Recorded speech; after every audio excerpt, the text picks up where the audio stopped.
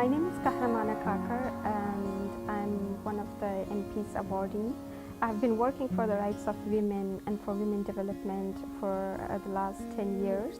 As part of my professional career, I have been working for several international organizations for the development of women in order to enable them to cope with hard situations, to help them provide leadership to their communities or to their families, to help them get some literacy and education training and some socio-economic training as well in order to make them self-reliant and independent. There was one day in my life which actually changed my entire life and my vision for my life. There was a day when I was a college student, first year college student, when for the first time I decided to volunteer to serve Afghan refugees who were coming from Afghanistan after September 11 during the emergency and refugee influx into the neighboring countries.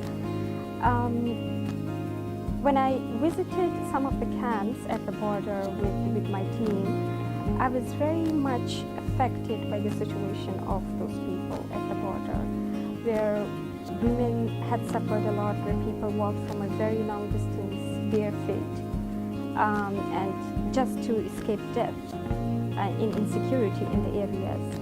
I saw that women and children were in a very extremely bad condition, and they were in need of very rapid assistance, which was not available to all, to be honest. I saw women were giving birth to children at the border without any kind of assistance, and children were dying of hunger and of the whole tiredness and the whole situation they had been suffering while coming to the border. So that day I cried a lot. I mean, for the first time in my life, I actually felt like how people really are touched by an incident, and they really feel to cry like from the bottom of their heart. And from that day on, I decided that I knew that I'll be working for the development of my country after completing my studies. But that day made me decide that I'll be specifically working for women empowerment and women development. Rumana's desire to improve the lives of Afghan women has led her to advocate for women's rights both at home and abroad, bringing global attention to women's issues as international forces prepare a withdrawal from the war in Afghanistan.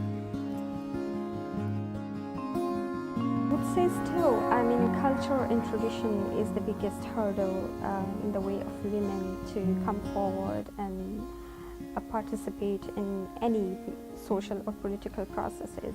So this is the biggest challenge. Secondly, of course, traditionally, Afghanistan is a men-dominant society, and most of our men, I would say, are deprived of some of the knowledge and awareness on how women could be beneficial.